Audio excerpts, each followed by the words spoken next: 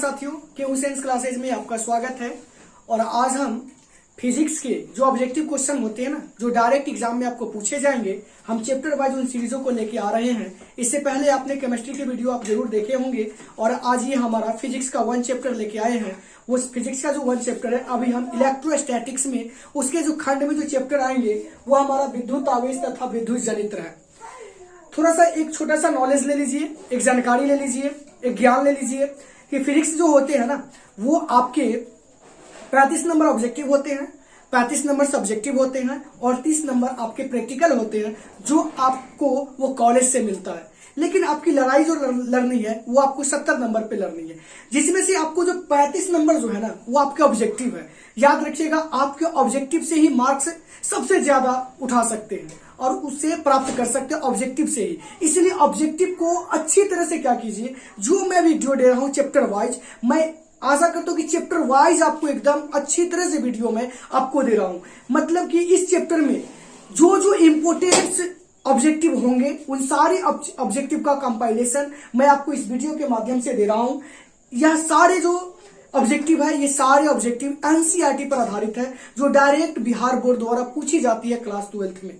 और यह जो सेशन है ना, बहुत अच्छा है, चैप्टर वाइज है, आपको किसी भी तरह की दिक्कत नहीं होगा। और खासकर 2024, 25, 26 एनीबडी, अगर कोई भी 12th के बच्चे होंगे जो अगले सेशन में अगर एग्जाम देंगे, उनके लिए भी दिक्कत नहीं होगा। वो आसानी से इन चीजों को देख सकते हैं और समझने का क्या कर सकते हैं, प्रयास कर सकते हैं। तो अगर आपको 35 में 35 स्कोर करना है तो हमारे वीडियो के साथ बने रहें, हमारे चैनल के साथ बने रहें। और इसमें आपको 35 से 35 में गारंटी के साथ कर रहा हूं, ऑन कैमरा रिकॉर्ड है, उनमें मैं गारंटी के साथ कर रहा हूं कि 35 से 35 क्वेश्चन मैं आपको एग्जाम में लगा के दिखा दूंगा। और उसी तरह से आप देखिएगा, जब आप एग्जाम दे के आइएगा तो उसे मिलाने का प्रयास जरूर कीजिएगा।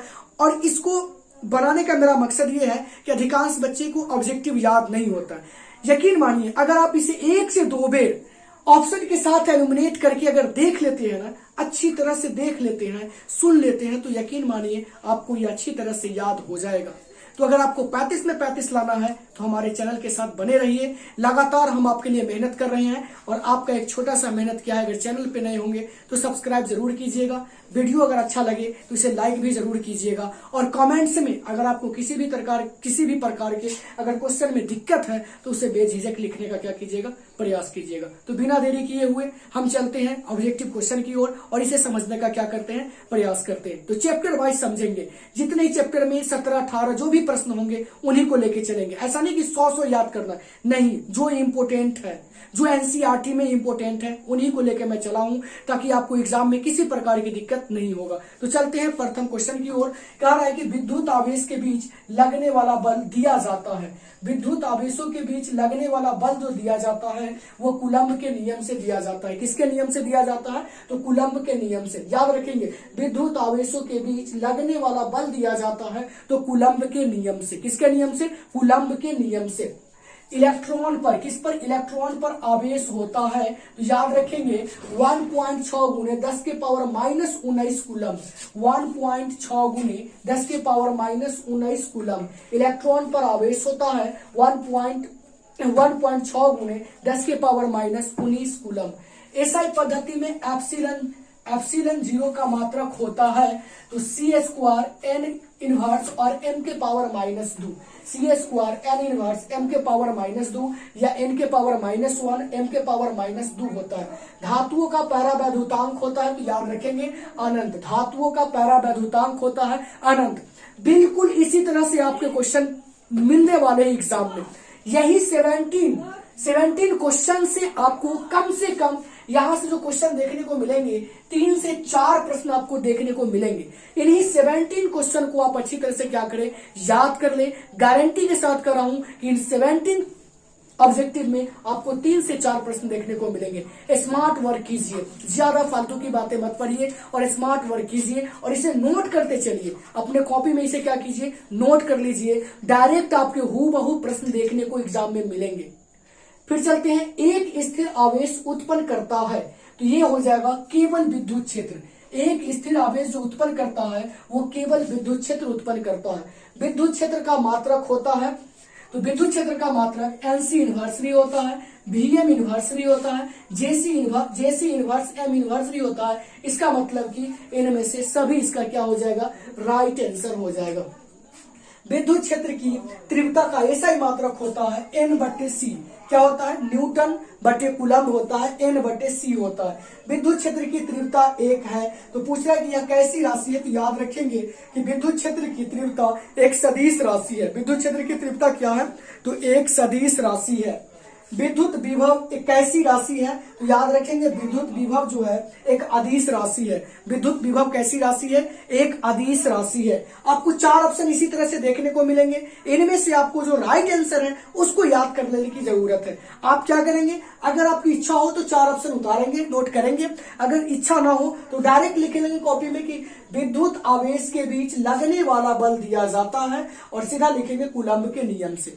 जैसे ही यह प्रश्न आएगा किसी भी परिस्थिति में आपको कूलम्ब के नियम वो लिखेगा, ऑब्जेक्टिव में आपको कूलम्ब के नियम वो लिखेगा। और अगर आप इसको याद कर लेते हैं तो आसानी से आप कूलम्ब के नियम में टिक लगा के और आप 1 नंबर हासिल कर सकते हैं।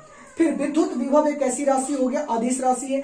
आवेश का न्यूनतम संभव मान होता है, तो याद रखेंगे 1.6 गुने 10 के पावर माइनस 19 कूलम्ब।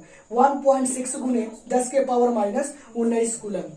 अब चलते हैं, 1 कूलम्ब आवेश में इलेक्ट्रॉन होता है। याद रखेंगे 1 कूलम्ब आवेश में इलेक्ट्रॉन होता है 6.25 गुने 10 के पावर 18।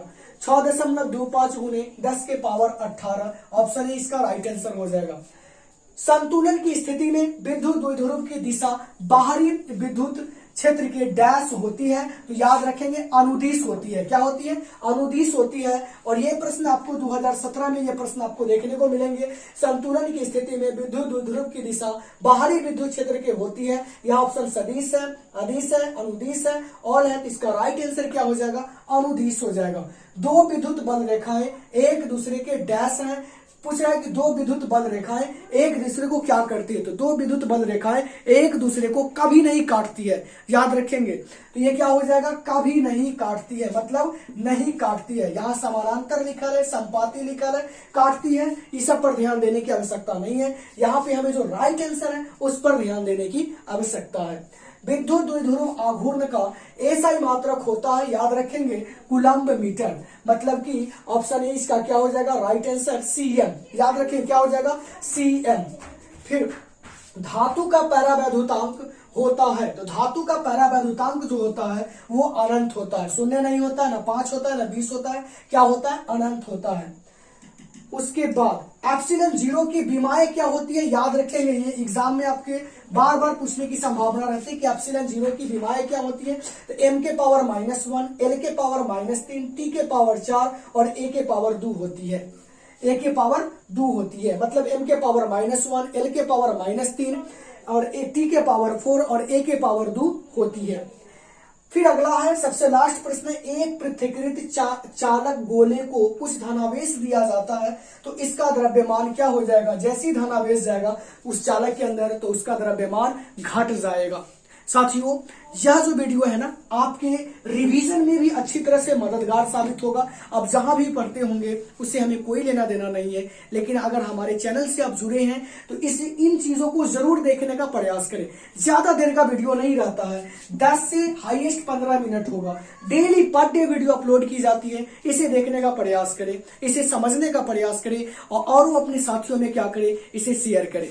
और इसे क्या करें, एक कॉपी में नोट कर ले अच्छी तरह से। ना हो सके तो इसे स्क्रीनशॉट आप आसानी से ले सकते हैं और इसे आप क्या कर सकते हैं, आसानी से याद भी कर सकते हैं। लेकिन स्क्रीनशॉट क्या रहता है, वो मोबाइल में ही रह जाता है, इसीलिए इसे क्या करें, नोट करते चले। इनके 4 ऑप्शन मन है तो नोट कर लीजिए और नहीं है तो मत कीजिए। या ऐसे भी कर सकते हैं कि इन सारे प्रश्न को आप नोट कर लीजिए और अपने आप जहां भी आप पढ़े होंगे, यानी विद्युत आवेश तथा विद्युत जनित्र जो भी सर आपको पढ़ाए होंगे उनसे जो भी पढ़े होंगे, तो आसानी से देखिए कि आपसे कितने सवाल 17 में से आपको सही हो रहे हैं। यहाँ 40-45 सवालों की बात नहीं करें, मैं 70 सवाल में से देखिए आपके कितने सवाल सही हो रहे हैं। अगर आपके सवाल सही हो रहे हैं तो आप अच्छे से पढ़ रहे हैं। अगर आप किसी से नहीं पढ़ते, घर पे अपने से सेल्फ स्टडी करते हैं तो कोई जरूरत नहीं है किसी के यहाँ जाने की, आप खुद से पढ़ सकते हैं। बहुत आसान है। आप आराम से हमारे चैनल के माध्यम से हम चैप्टर वाइज आपको वीडियो अपलोड करते रहेंगे, आप इसे जरूर देखें। एक दिन 2 दिन अगर लेट भी हो जाए तो घबराने की कोई जरूरत नहीं है। हम सब्जेक्टिव भी लेके आएंगे, जब ऑब्जेक्टिव कंप्लीट हो जाएगा तब बायो की भी क्लास लेंगे, इसलिए घबराने की जरूरत नहीं है। फिर मिलते हैं साथियों नेक्स्ट वीडियो में, तब तक के लिए धन्यवाद।